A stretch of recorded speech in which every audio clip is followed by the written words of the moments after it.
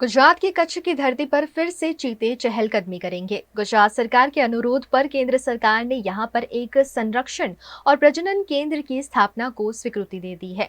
कच्छ गुजरात का सबसे बड़ा जिला है। कच्छ की बनी ग्रासलैंड चीतों के लिए अनुकूल मानी जाती है। सफेद रेगिस्तान सौर ऊर्जा उत्पादन के लिए पहले ही कच्छ दुनिया भर में अपना डंका बजा रहा है और अब कच्छ के नाम एक और उपलब्धि जुड़ने जा रही है। कच्छ में फिर से चीते की वापसी होगी। गुजरात सरकार ने कच्छ में चीता संरक्षण प्रजनन केंद्र बनाने के लिए केंद्र सरकार से मंजूरी मांगी थी। प्रधानमंत्री नरेंद्र मोदी की अध्यक्षता में हुई बैठक में इसे स्वीकृति दे दी गई है।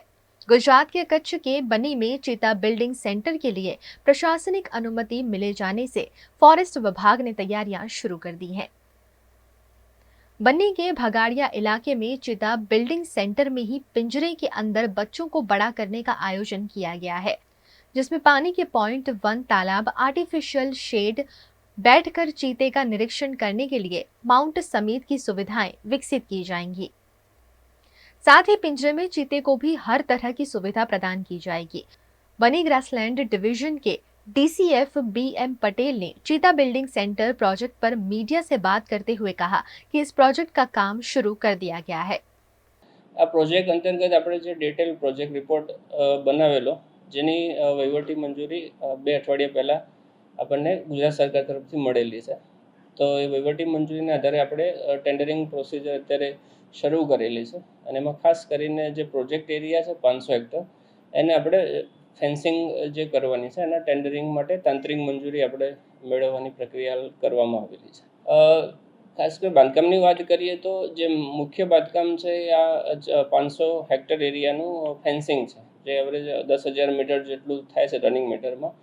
એ કામગીરી મુખ્ય છે. એના સિવાય અંદરના વિસ્તારોમાં આપણે એવરેજ 50 હેક્ટરથી લઈને 100 હેક્ટર સુધીના બીજા બોમા બનાવવાના છીએ, જેને સોફ્ટ રિલીઝ બોમા કહે છે, જેમાં ચિત્તાને આપણે મૂકવાના છીએ.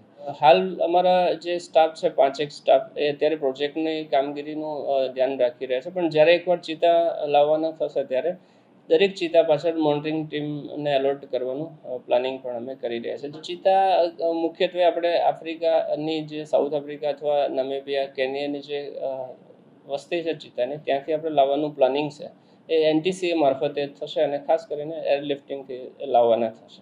જે પ્રોજેક્ટ એરિયા છે બગાડિયા, એની આજુબાજુના જે ગામ છે જેમ કે બુરકલ છે, હાજીપીર છે, ભીટારા છે, લુણા નાના મોટા છે, સસલો બગાડિયા, આ બધા જ ગામના આગેવાનો સાથે અને સ્થાનિક ધારાસભ્ય શ્રી માનનીય કેશુભાઈ સાથે અમે એક મિટિંગ કરી હતી અમારા સિનિયર ઓફિસર સાહેબની હાજરીમાં, અને દરેકને પ્રોજેક્ટ બાબતે સમજ આપી હતી કે આમાંથી એમના માલઢોરને કોઈ નુકસાન નથી, કારણ કે સમગ્ર પ્રોજેક્ટ એક ફેન્સિંગમાં જ આપણે હાથ ધરવાના છીએ. તો એ લોકો સર્વસંમતિથી પ્રોજેક્ટ એરિયાનો વિસ્તાર નક્કી કરીને અમને આપેલો છે.